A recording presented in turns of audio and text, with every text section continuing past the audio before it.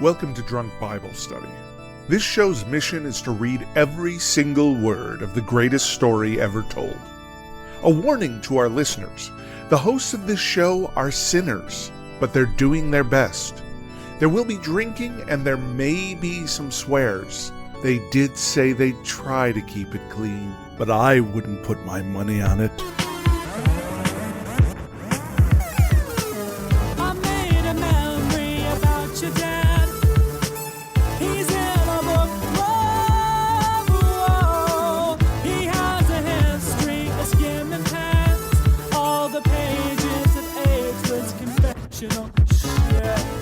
I'm Emily, and this is Drunk Bible Study, where my good friends Dedeker and Jace teach me, a born and raised atheist, all about the Bible. Well, we are recording today on St. Patrick's Day. We are all in our green finest, Yay. and we are excitedly going to embark on a very quick one-hit wonder that is named Joel today. Yeah. Wow. I cannot wait for this, what I hope is going to be the satisfaction of starting, finishing, and quizzing a book all in one evening. Yeah. I mean, this is going to happen again, right? This is not the only one-hit wonder that we're going to have today, or like of our podcast, rather. Today it is the only one. When it comes to the minor prophets, Joel is just the first of many one-offs. Okay, many. Wow. We're going to have like Obadiah is not only one episode, but also only one chapter. Whoa. So that'll be interesting. Whoa. Goodness. That is going to be interesting. Jonah is only going to be one episode. Really? Nahum is Habakkuk, Zephaniah, Haggai, and Malachi are all single episodes. Wow. And are all of these people coming up soon-ish? Yeah. These will be in the next couple months. And then we've got a few other people, like the one after this is Amos, is only 2 episodes. Okay. So everything's going to be real short. Yeah. Wow. We thought Hosea was short, but we had no idea. No, we really didn't. So that We means didn't know what short was. we kind of got to just cast like shooting from the hip, you know? So I suggested Joel McHale could be the guy that we bring in just because his name is Joel. And I'm not that big of a fan of Joel McHale, so I'm kind of fine if he's just around for one day and then gone. Bring him as a day player, you know? Yeah, totally. Yeah. He's like, he's fine, but we don't need to hang out with him super long. Yeah. He's fine. I love it. I think that's totally fine. Okay. I'm interested to see if there's anyone else that's like in this book. Oh, that's like noteworthy? Oh, any other characters? Or if it's just Yahweh and Joel and that's it. I don't know. Yeah, no, that's... We'll find out. That's a great question. Yeah. Yeah. Is he going to have any kids that he names terrible names? Is he going to run into any animals that we're going to have to cast? Any animals that speak to him or that like fight each other or that get horny for his wife or something? Who knows in this book? All of those have happened. Could be anything. You may not even have a wife. Who knows? Yeah. So, fascinating. So let me give you just like a little bit of background on Joel since we don't have any other time to do this. And basically, I don't really know a lot. I have not wanted to spoil Joel for myself. I don't really know what his deal is, what he's all about. All that I do know is that of the prophets, he's one of the ones that doesn't mention any kings by name. And so historians have actually had a really hard time placing where in time he existed. Ooh. Basically, the 2 common beliefs are either that he was 9th century, which would have put him a few hundred years before, like earlier than what we've been reading. Oh, wow. Or that he's in the 4th or 5th century, which would put him either around the same time or even a little bit after what we've been reading from the other prophets. Interesting. So it's up for debate. Yeah, I like Rockin' On in the chat is saying that Joel exists in all times. He's sort of a temporal enigma. He could be anywhere. Yeah, he's kind of he could be here right now. A timey-wimey. It could have been yesterday. Sort of prophet. Yeah. Does anybody, perhaps in the chat or the two of you, know when the time of kings existed? Yeah. And did it end? I mean, was Babylon like the end of kings? The end of the time of kings? Wait, what do you mean? Like when they got conquered, do you mean? Yeah, well, because when we read Kings, and then we're also going to read Chronicles, which is like a recap of Kings, right? Yeah, it takes place during the same time. Yeah, like how long was that time, and when did it begin and end? I mean, I know that the ending of it is around about 600 BCE, I think. Okay. Here, I'm pulling up a timeline. Thank you. So we can find out for sure. Because, I mean, if this is 4 or 5 and all of the prophets that we have had, are they around the end of the time of Kings? Right. Okay, so First Kings starts around 946 BC. Okay. Right? 946 BCE, right? And that's when we had like Solomon was still around. Okay. And then we go through, tons of the other kings, right? We got like Rehoboam and Abijam and Asa and Jehu and Hananiah mess around. Yeah. And Ahab and, Captain Ahab. Like, so many people, right? So many people. Elijah and Elisha are hanging out during this time. All that. And then Kings, let me double check that this is true. No, yeah. Kings keeps on going. Wow, it just keeps going. Okay. Goes till somewhere in the neighborhood of 600 BCE-ish. Okay. So the 5th century. Yes, 5th century BCE.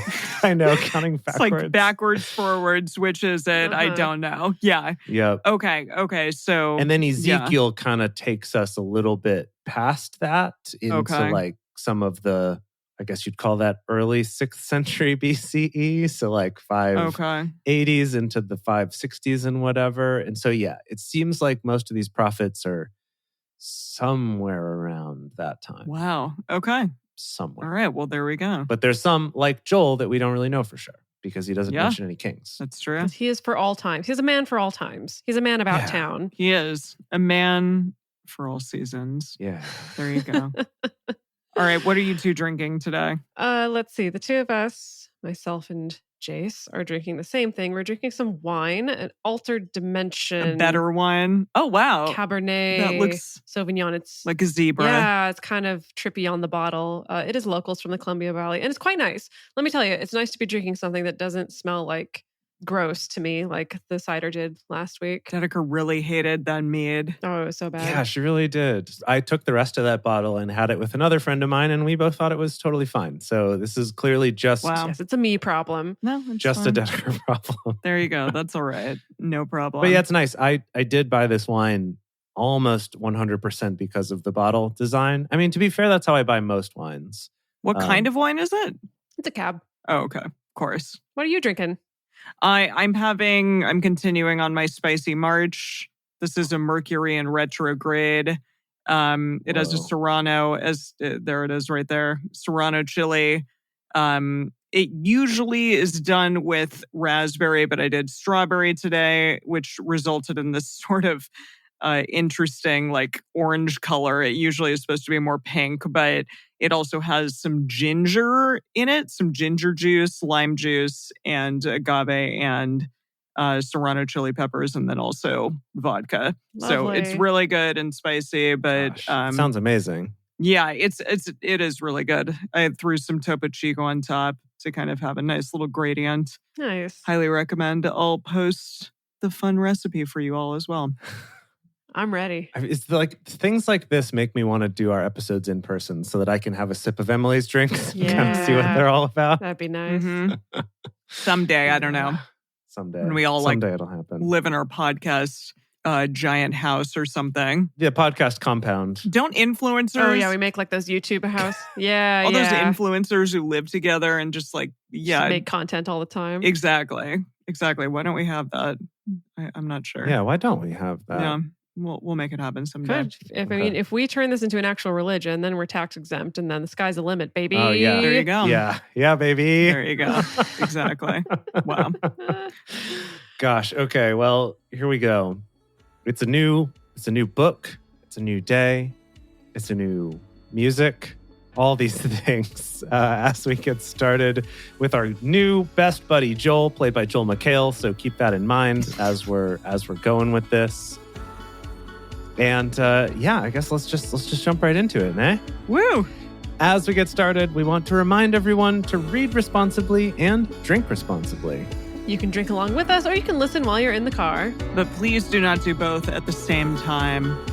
And with that, we're ready. It's time for Joel 1.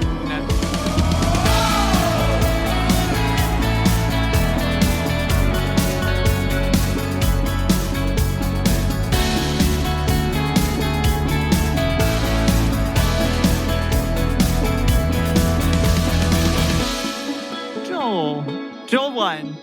The word of Yahweh that came to Joel, the son of Pethuel. Pethuel? Is that what you think that is? Sure, yeah. Pethuel. Sure, why not? Pethuel. I'll buy it. Hear this, you elders, and listen, all you inhabitants of the land. Has this ever happened in your days or in the days of your fathers? Tell your children about it, and have your children tell their children, and their children another generation. What the swarming locust has left, the great locust has eaten. What the great locust has left, the grasshopper has eaten. What the grasshopper has left, the caterpillar has eaten. Whoa. Wake up, you drunkards, and weep. Okay, hold on. He's talking to us. I feel very called out, first and foremost. Second of all, was not expecting this biology lesson of this hierarchy of different bugs. What do we got? A small locust, a big locust, a grasshopper and a caterpillar? Yeah. It seems to me he's implying that there maybe was some terrible famine or a pestilence of some kind. Because he's saying, like, has anything ever happened like this? Like, tell your kids and your kids' kids. Hide your wife. I don't know if this is... And your kids. Yeah, hide your wife, hide your kids, hide your husbands, because there's bugs. Mm-hmm. There's bugs terrible out bugs. here. Bugs for days. Yeah, I don't know. Interesting. All right. And so then he's telling us to wake up, us drunks? Yes, wake up, you drunkards, and weep. Wail, all you drinkers of wine. That's the two of you. Because of the sweet wine, for it is cut off from your mouth. Oh, dang it. I know. How He's sad. taking it away from us. For innate... Can I hit you with the message real quick? Oh, please. The message, he says, sober up, you drunks. Get in touch with reality and weep. Your supply of booze is cut off. Wow. You're on the wagon, like it or not. Wow. Prohibition. So we're just being forced into recovery. Yeah, exactly. Wow. For a nation has come up on my land, strong and without number. His teeth are the teeth of a lion, and he has the fangs of a lioness. Wait, do they have like two different types of fangs? I don't think so. So in the message, he says teeth like those of a lion and fangs like those of a tiger. I don't know about that. I do think, okay, this is not the first reference we've had to lionesses being pretty badass. And I do think, I would like to acknowledge that maybe they were privy to the fact that lionesses do more of the lion's share. The hunting. Yes, quite. Hunting in a pride of lions. Like they do more of the work. And so maybe they're more fearful, or you should be more fearful of a lioness than an actual lion. Okay. Yeah. They know. That tracks. Yeah. He has laid my vine waste and stripped my fig tree. He has stripped its bark and thrown it away. Now that's a euphemism if I ever heard it one. Definitely is. Strip my fig tree. He's stripped its bark and thrown it away. Its branches are made white. Mourn like a virgin dressed in sackcloth for the husband of her youth. Okay, so the virgin dressed in sackcloth for the husband of her youth. I'm reading this as mourn like a virgin who never got to actually have a husband, or who was maybe promised to somebody and they died. Yeah, that makes sense. Yeah. Maybe like he died right after they got married, like right before they were going to do it. Yeah, I think that's the deal. Yeah. And sad. Unfortunately, even though she's still a virgin, she just like was promised enough. So kind of the transitive property of doing, someone thought about doing her, therefore no other man can do her. So wow. Okay. Yeah. There you go. The meal offering and the drink offering are cut off from Yahweh's house. The priests, Yahweh's ministers, mourn. The field is laid waste. The land mourns, for the grain is destroyed. The new wine is dried up, and the oil languishes. Be confounded, you farmers. Wail, you vineyard keepers, for the wheat. Now we're calling out the field workers. Yes. Sort of the whole supply chain of wine. He started with us drinkers of it. Now he's going to the creators. Up to the top. Now everyone. It's just not going to happen at all. Going to be yelling at the grapes next, the garbage grapes. Oh gosh, that wouldn't surprise me at all, actually. Yeah, we know God. Wail, you vineyard keepers, for the wheat and for the barley, for the harvest of the field has perished. The vine is dried up, and the fig tree withered, the pomegranate tree, the palm tree also, and the apple tree. Even all the trees of the field are withered, for joy is withered away the sons of men. Wow. So is that like Wait, I'm sorry. a euphemism? Who is Joel? Do we know anything about Joel at this point, other than he's the son of Pethuel? Not a thing. He's the son of Pethuel. That's the most important thing. Okay. Yeah. That's it. Something I'm trying to think about is the fact that I know some people named Joel. No, lots of people named Joel. My boyfriend's brother is named Joel. Exactly. I'm like, this is your brother's namesake. Yeah, popular biblical name. And so I'm always curious about, what do you stand for exactly with your name? What's the background here? So I don't know. We're going to find out. Garbage grapes. Well, so John Michael in the chat mentioned before we started recording, actually, that Joel means Yahweh is God. So I think maybe it's popular just because of its meaning and not because the dude Joel was actually that cool. But I don't know. That makes sense. Put on sackcloth and mourn, you priests. Wail, you ministers of the altar. Come, lie all night in sackcloth, you ministers of my God, for the meal offering and the drink offering are withheld from your God's house. Sanctify a fast. Call a solemn assembly. So we're going to fast here, I guess? Yeah. Hold on. I'm confused about... So he's telling now the priests should also cry too. But it seems that they're now crying because people are not bringing offerings of wine for them to drink. I don't know. Sort of a weird mix of... They're missing their wine, I guess. Yeah, well, because if the vineyards are all destroyed and no one's drinking wine anymore, they're also not going to be offering it. Sure, that's true. It's really just this whole chapter is about why everyone's going to be so sad because there's no wine to drink. There you go. He wasn't calling out drunkards for being drunk. He was just saying it's going to suck for you because we're out of wine. Yeah, because it's all gone. The locusts and grasshoppers ate it all. That's true. Gosh. Gather the elders and all the inhabitants of the land to the house of Yahweh your God and cry to Yahweh. Alas, for the day of Yahweh is at hand, and it will come as destruction from the Almighty.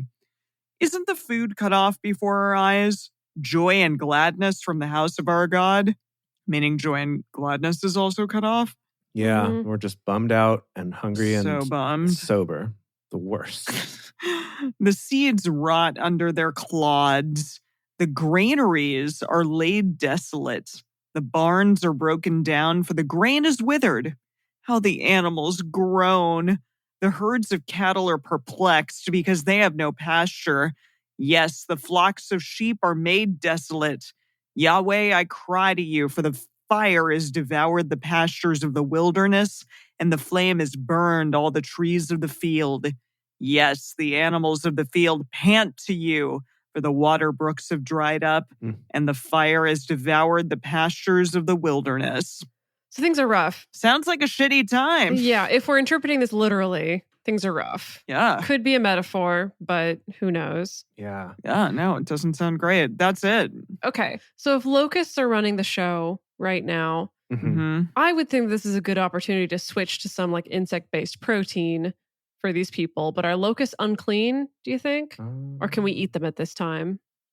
Yeah, that's a good question. If it's not in Deuteronomy, is it fair game? Oh, okay. Oh, or is it a creepy crawly thing? Didn't they say all the creepy crawly things? Yeah, you're right. Creepy crawlies were bad, I think. I remembered something you didn't. Oh, no, it is clean. It is clean. It's kosher. Oh, it is? Yeah. Yeah. The locust, the cricket, and the grasshopper are kosher and clean. Everything else is unclean. Damn it. Wow. Okay. And I guess that's very convenient, right? That they're around a lot? Yeah. Okay. It just makes sense. The one that's around a lot and that sometimes sweeps on through and eats all of our crops. Wow. Right. We can eat those. Okay. Well, that's at least you can eat them in a pinch. I did find a fun note here in the NIV, and that's that the thing about like the big locust and the chomping locust and the small locust, like whatever the words were, that there are 4 different Hebrew words here used for locusts. And chomping locusts? The footnote here is like, we don't know what the difference is between these 4. So basically, every translation is just making stuff up. Like, I don't know. It's different kinds of locusts, I guess. Wow. Alrighty. Gosh, okay, it's me. Wow. There we go. Yeah. Okay. Joel, chapter 2, the middle chapter of Joel already. Yep. Okay. Here we go. Blow you the trumpet in Zion, and sound an alarm in my holy mountain. Let all the inhabitants of the land tremble, for the day of Yahweh comes. For it is close at hand, a day of darkness and gloominess, a day of clouds and thick darkness. As the dawn spreading on the mountains, a great and strong people, there has never been the like, neither will there be any more after them, even to the years of many generations. A fire devours before them, and behind them a flame burns. Is this talking about like back in Exodus? Is this mentioning that, or is this a new flame? I don't know. Before and behind some peoples. I have no idea. The land is as the Garden of Eden before them, and behind them a desolate wilderness. Yes, and no one has escaped them. The appearance of them is as the appearance of horses. What? And as horsemen, they do run. Hold on. Let's take a moment here. Yeah, let's just sit with that. Let's just meditate upon that briefly. That sounds like they're, what are the things? The half horse, half man? The centaurs? That sounds like they're a centaur. A horseman. I do think this is an army of centaurs. I think you're right. Cool. Pretty badass. That's really cool. Yeah. What does the message have to say about this? Well, so let's see here. Before it arrives, the country is like the Garden of Eden. When it leaves, it is Death Valley. Nothing escapes unscathed. The Locust army seems all horses, galloping horses, an army of horses. That didn't help me at all. The Locust army? Will Arnett is here. Yeah. Yeah. He's back. He's talking about locusts, but this said people. Nothing in the World English Bible said locusts. It was just people. Let's keep going. Let's keep rolling with it. Hold on. I want to see if it did say people or, great and strong people. Oh, maybe it's a metaphor. Maybe they're metaphorical locusts and they're actually... I think all of this is a metaphor. Okay, cool. You know what? It's a prophecy too. So maybe they're kind of morphing and changing shapes and, it's like a dream, That's true. right? We know what happens when they're prophesying. Oh, yeah. It's like they're on something really intense, DMT and stuff. Yeah. Okay, so the centaurs, and as horsemen, they do run. Like the noise of chariots on the tops of the mountains, they do leap. Like the noise of a flame of fire that devours the stubble, as a strong people set in battle array. At their presence, the peoples are in anguish. All faces have grown pale. They run like mighty men. They climb the wall like warriors. They each march in his line, and they don't swerve off course. Neither... What are we talking about? You sure we're not talking about bugs? This sounds like a really bad ant infestation. Could be. It said a people. In this, it said a mighty people, but... A mighty bug people. Mighty bug, also horse people. A bug's horse life. A Bug's Horse Life. That's a good movie. That'll be a little kids movie that we make on DBS Plus. There you go. I think that'll be great. Bug's Horse. Amazing. A Bug's Horse's Life. No. Where did I leave off here? 8. Yeah. They each march in his line and don't swerve off course. Neither does one jostle another. They march everyone in his path, and they burst through the defenses and don't break ranks. They rush on the city. They rush on the wall. They climb up into the houses. It does sound like bugs now. They enter at the windows like thieves. The earth quakes before them. The heavens tremble. The sun and the moon are darkened, and the stars withdraw their shining. I love that. Stars withdraw their shining. Even the stars are like, F this. It's kind of beautiful. Yeah, no, it is actually. It's kind of beautiful. Quite poetic. I like it. Yeah. So I guess now that I'm picturing it as a big infestation of bugs that may or may not look like horses, I'm very scared. I'm very freaked out. That's really horrifying. Like they have like little snouts. It's not a snout, but what if they were cute? What if it was like locust-sized horses? Oh, like little mini horses. And they were just like, nay. Okay. That actually would be really adorable. I think the thing about bugs that's kind of horrifying is that they are alien looking. Yeah. Like, we don't have exoskeletons and any of that crap. But if they were really miniature horses flying through the air, I would want to put one in my pocket. Now, opposite, Annalisa in the chat is suggesting, what if it was horse-sized locusts? And that's just too much of a nightmare world. Yeah, well, that's horrible. That is something from which I would never, ever want to be a part of and recover. Yes, just put me in a room and don't let me out ever. Thank you. No, that's, that's, you will not recover from that trauma ever. Oh, no. No. Okay, the stars withdraw their shining. Yahweh thunders his voice before his army, for his forces are very great. For he is strong who obeys his command. For the day of Yahweh is great and very awesome. So freaking cool. Not just awesome, very awesome. Very awesome. And who can endure it? None of us. Nobody. Yet even now, says Yahweh, turn to me with all your heart, and with fasting, and with weeping, and with mourning. Tear your heart and not your garments. Ow. And turn to Yahweh, your God. For he is gracious and merciful, slow to anger, and abundant in loving kindness, and relents from sending calamity. Bull crap. I think Joel's maybe... Bull poop. Joel is maybe, he just read The Secret, and so he's kind of trying to manifest. Okay, that's good. Yeah. It's nice for him. Who knows? He may turn and relent and leave a blessing behind him. Even Joel's trying to be like, this one time, just this one time. He may be a good guy. Maybe. Just this one time. It's possible, folks. It is possible. It is possible, yeah. He may turn and relent and leave a blessing behind him. Even a meal offering and a drink offering to Yahweh, your God. Okay, that was confusing about who's leaving and who's leaving an offering for... Yeah, that was a real switch 'em around. Yeah, it really, truly was. Let's see. Oh, I see here that Eugene has titled this half of the chapter as Change Your Life. Yeah, do it. You can do it. Okay. Okay, Eugene. Right, where did we leave off here? Yeah, a drink offering to Yahweh your God. Blow the trumpet in Zion. Sanctify a fast. Call a solemn assembly. Gather the people. Sanctify the assembly. Assemble the elders. Gather the children and those who suck the breasts. Meaning everyone? Okay. I can't remember what those things are called. Hold on. I snoozed for 2 seconds. Got distracted by the chat for 2 seconds. Can you please read that again? What about sucking breasts? Yeah. Okay. Gather the people. Sanctify the assembly. Assemble the elders. Gather the children and those who suck the breasts. Well, okay, so hold on. Okay, why would you not say infants? Why would you not say babies? Something creepy is going on if you're just like, nah, people who suck tits. I think everybody.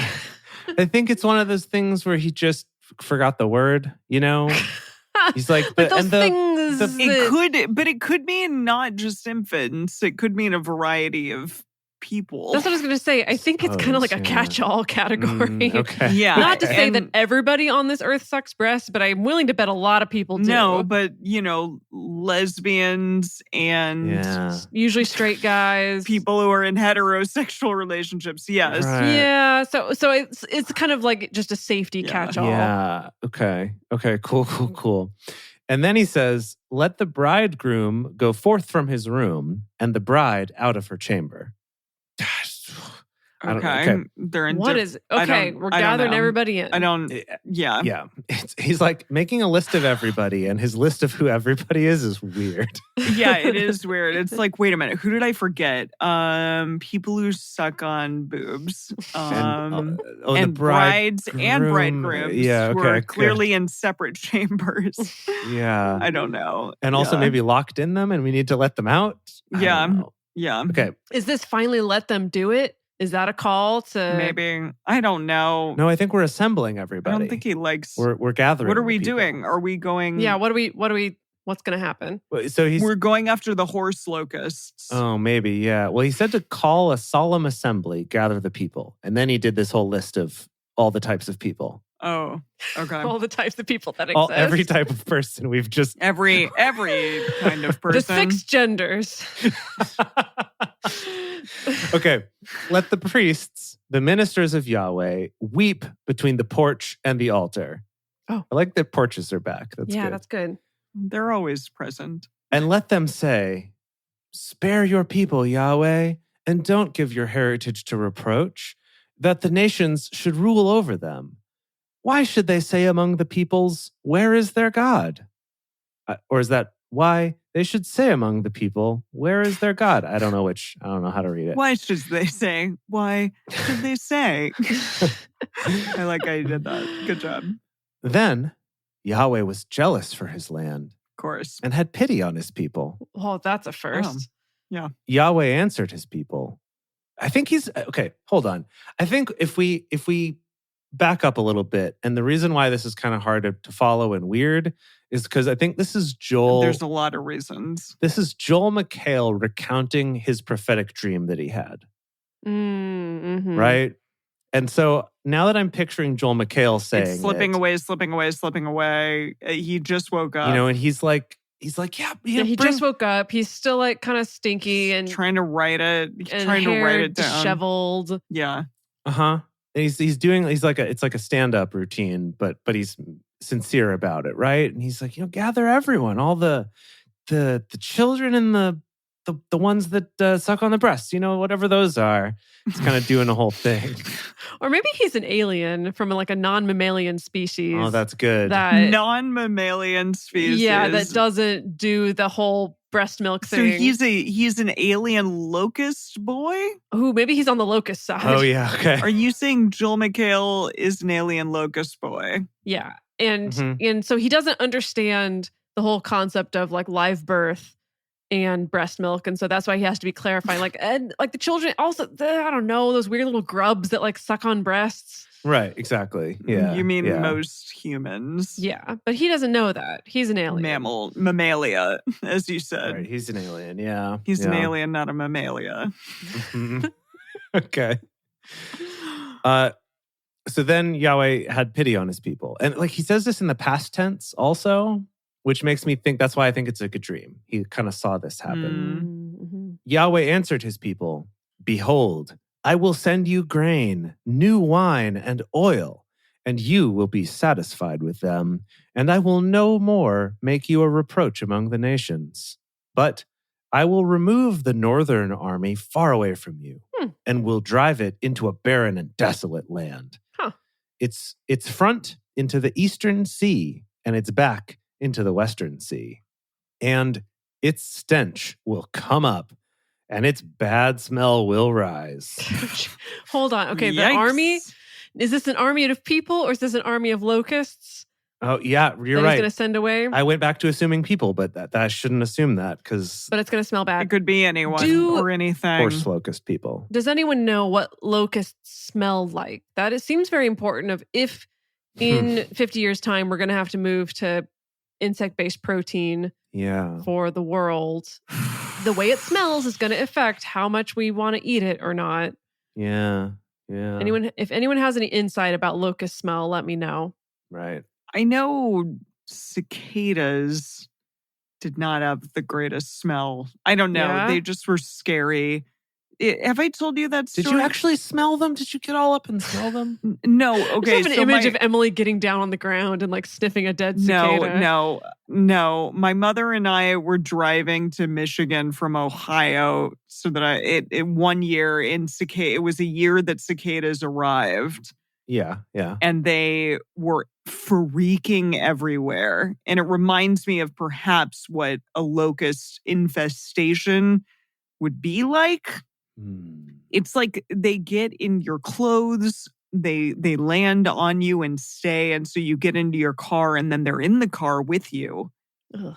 It's horrifying. Yeah. Also hilarious. See, yeah. For me, okay, so both Jason and I have done like a lot of trips to Japan, and there's cicadas all over Japan, especially in the summertime. But Japanese cicadas, I don't think I've ever smelled them, and they're not necessarily as like plague-like, cicadas in the Midwest are. Japanese cicadas are mostly like freaking loud in your ears. Super like loud. You walk outside in the summertime and it's like, I don't even want to do a reproduction of the sound because I will blow out this microphone and everyone will hate me. Like it's just so loud. Like you can't even have a conversation. They sound like little like whining babies. Yeah. Yeah, no, that's interesting. That's a Japanese cicada. Yeah, like, Japanese cicada. Ohio/Michigan cicadas just sound like Yeah. like they're really high pitched and horrifying. Oh no, Japan is oi, oi, oi, oi. My mom is pointing out in the chat that they just smell like gas station because that's where I remember us like having a really scary encounter with them. Oh no. Yeah, when they clung to our clothes and got into our car. It was horrifying. It was awful. Oh my God. It was awful. Okay, what were we even talking about? Breasts? Okay, sorry. Sucking breasts. infants, locust army. Oh, smelling bad. It's going to smell bad. Yes. Yeah. Right. So he's going to drive the army away from you, potentially an army of horse locusts, up into the north. And the front of it's going to go into the Eastern Sea and the back into the Western Sea.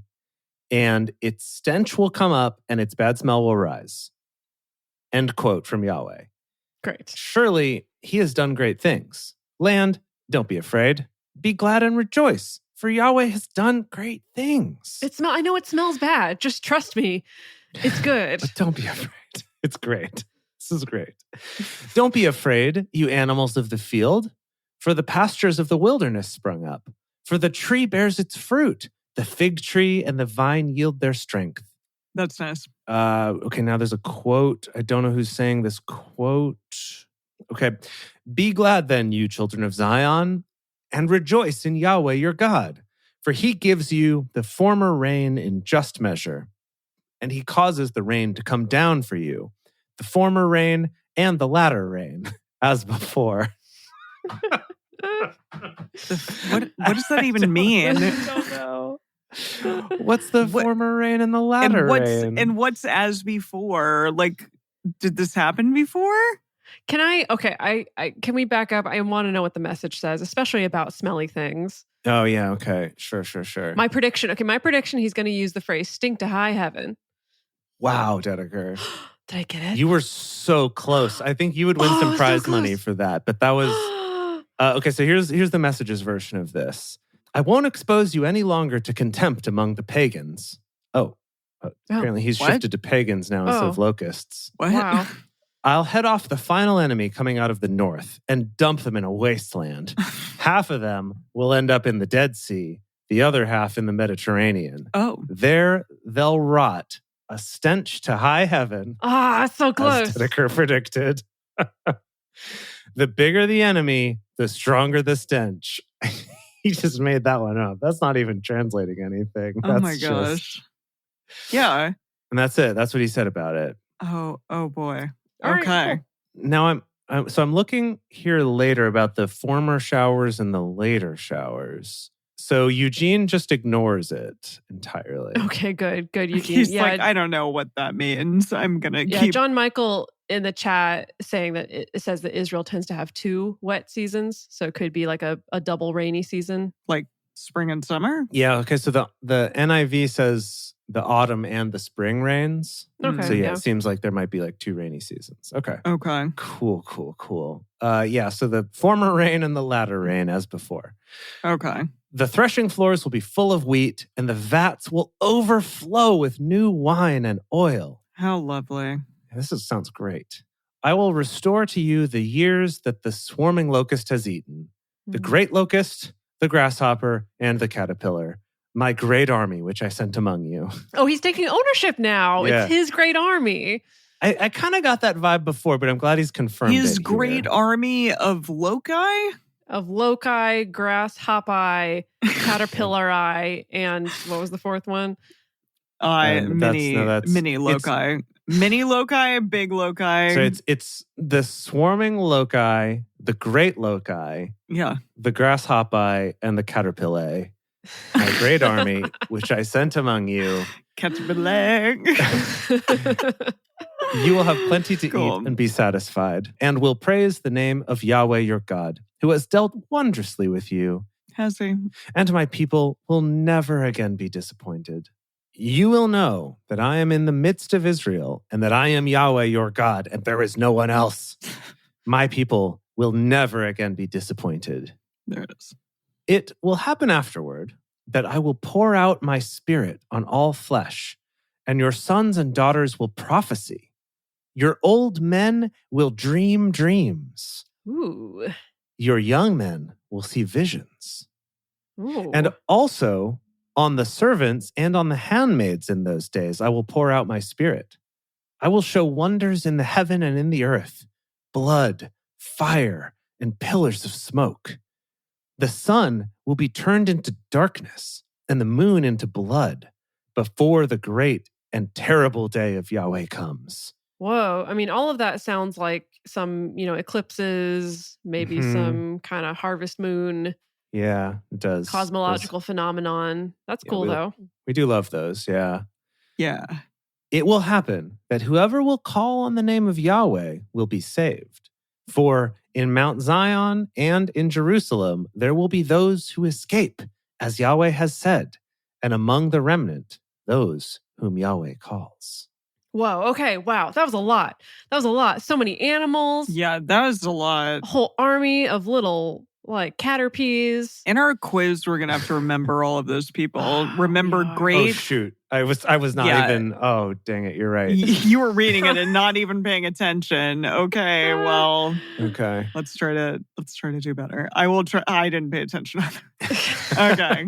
It's one book. How can we not be paying attention? I know.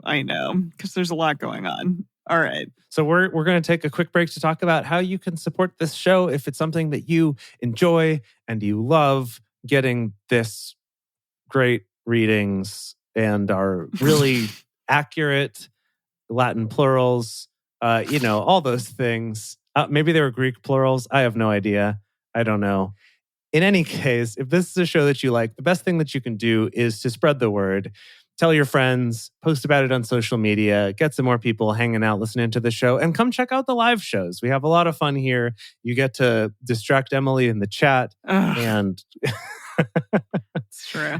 And cause all sorts of ruckus here in the live shows. If you go to drunkbiblestudy.com/live, you can watch that there, or you can go to twitch.tv/drunkbiblestudy and join in the chat and all of that. We would love to have you here. Also, if this show means something to you and you'd like to give back to it, Patreon is the way to do that. At patreon.com/drunkbiblestudy.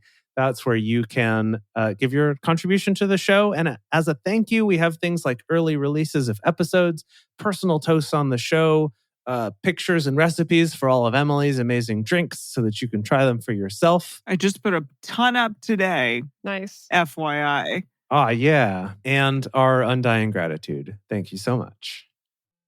And we are back, and it is time for the last chapter of, what is this book? Joel. Right. That was quick. Okay. That was quick. All right. Here we go. For behold, in those days and in that time, when I restore the fortunes of Judah and Jerusalem, I will gather all nations and will bring them down into the valley of Jehoshaphat, and I will execute judgment on them there for my people and for my heritage Israel, whom they have scattered among the nations. They have divided my land and have cast lots for my people and have given a boy for a prostitute and sold a girl for wine that they may drink. What? I know. What in the world is happening? Would trade a boy for a prostitute and a girl for a drink? Was that it? For wine that they may drink. Yes. For wine. Okay. Yes. Yes. And what are you to me, Tyre and Sidon and all the regions of Philistia? Will you repay me?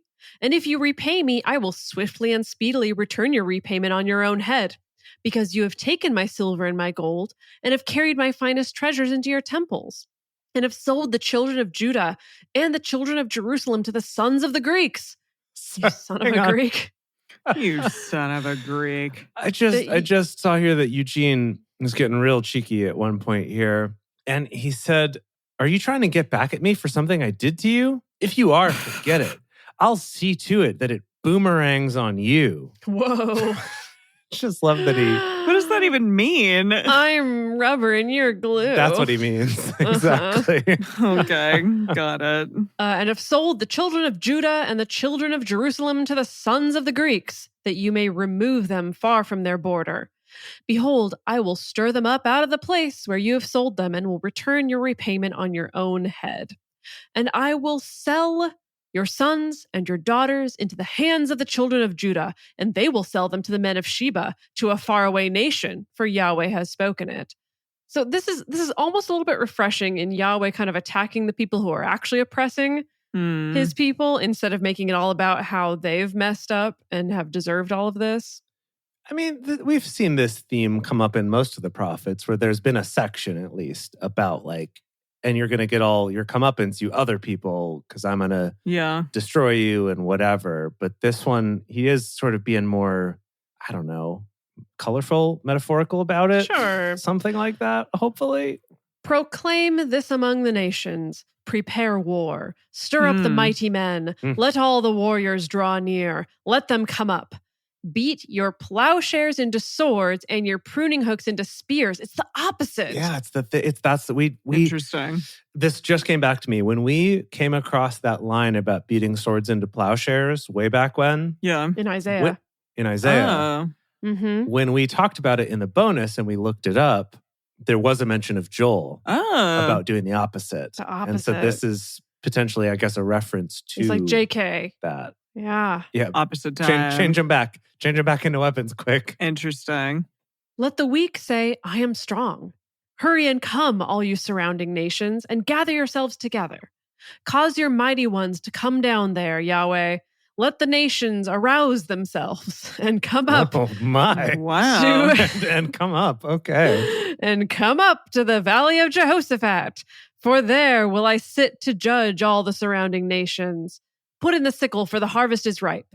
Come, tread, for the winepress is full. The vats overflow, for their wickedness is great. I see, so we're harvesting wickedness. Oh, shoot. Yeah. Okay. I thought it was real wine. It's just metaphorical wicked wine. I mean, dang it.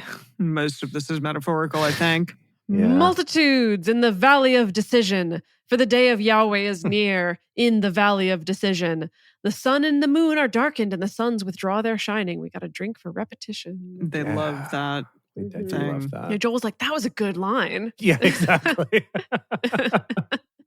So that was really good.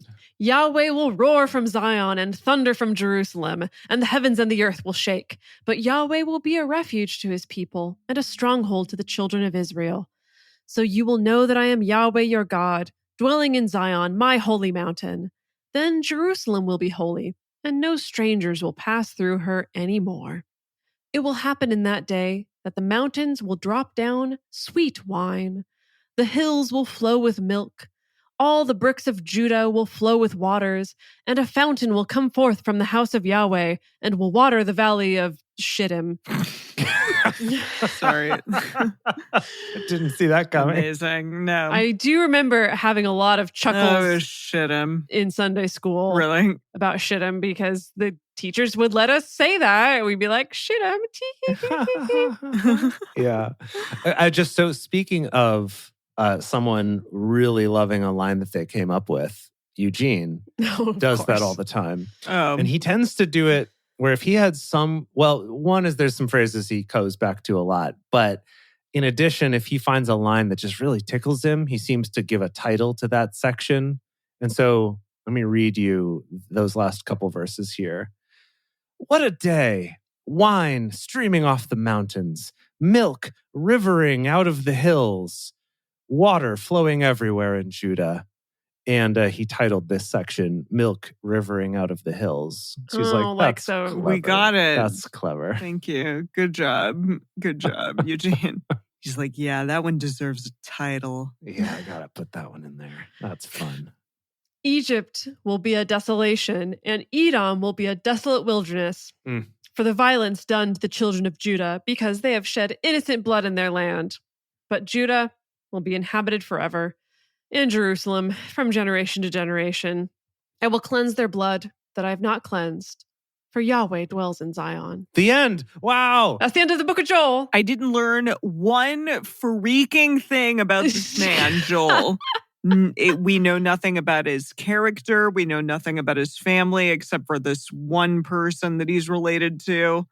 That's it. But, it's really more about the message rather than the messenger at the end of the day. I guess it is. It shouldn't even be called the Book of Joel. It should be called the Book of Yahweh, Feet Joel. The Book of Yahweh's Army of Locusts. As told by this dude, Joel.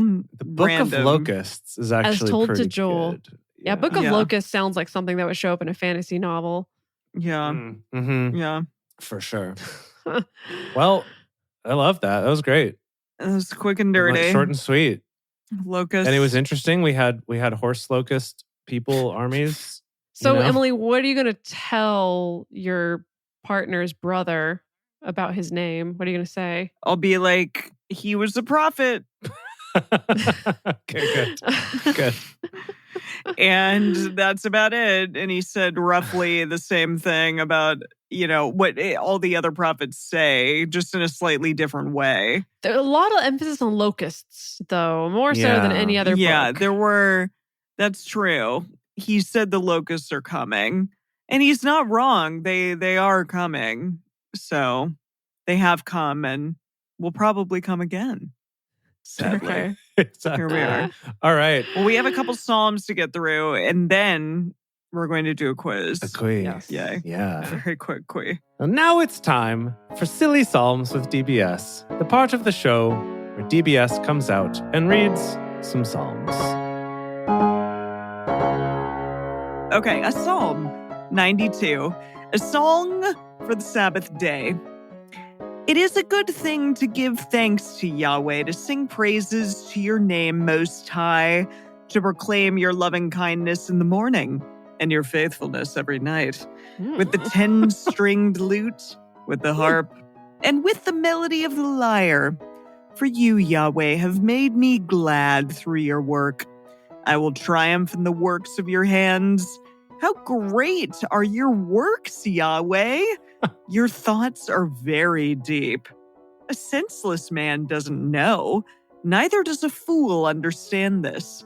Though the wicked spring up as the grass, and the evildoers flourish, they will be destroyed forever. But you, Yahweh, are on a high forevermore. For behold, your enemies, Yahweh, for behold, your enemies shall perish, and all the evildoers will be scattered. But you have exalted my horn like that of the wild ox. My horn? My horn? Oh, boy. Exalted my horn. I like that. Yeah. I don't know who this person is who's saying this, but he is apparently horned. I am anointed with fresh oil. My eye has also seen my enemies. He's a one-eyed horned person thing. So one-horned, oiled purple people eater. Yeah, I think I've heard that one before. My eye has also seen my enemies. My ear have heard of the wicked enemies who rise up against me. The righteous shall flourish like the palm tree. Oh. He will grow like a cedar in Lebanon. They are planted in Yahweh's house. They will flourish in our God's courts. They will still produce fruit in old age. They will be full of sap and green to show that Yahweh is upright. He is my rock. There is no unrighteousness in him. You said it. Unrighteousness. Good job. In him. I like unrighteousness. That's good. I was like, that's not it. Wow. That's it. I don't know who said that. If it was David, I would get it. But David doesn't have a horn in one eye. Not that you know that of. I know of. Yeah. It's true. Maybe we've been picturing David all wrong. Or this could be all a euphemism about a one-eyed horn. Oh, shoot. Wait, You're the right. horn has one eye? Yes, Emily, think about it. Emily. Like at the top? Like at the tip? Emily. Yes, Emily. Oh.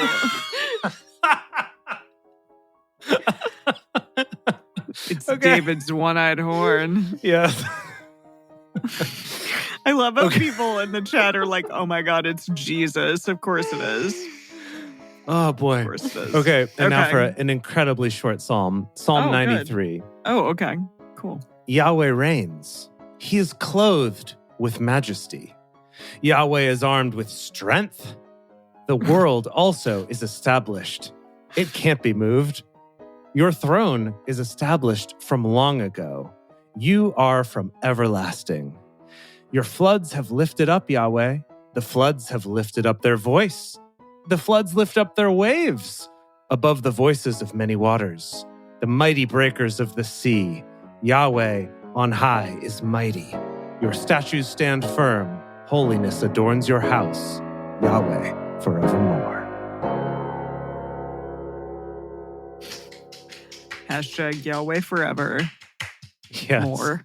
Hashtag one-eyed horn. Woo! One-eyed horn. Wait a minute. So, like, the eye is at the end of the horn, I'm assuming? In our head canon, yes. Yeah. Of course. Where else would it be? I guess. I don't know. It's like a googly eye on there, maybe.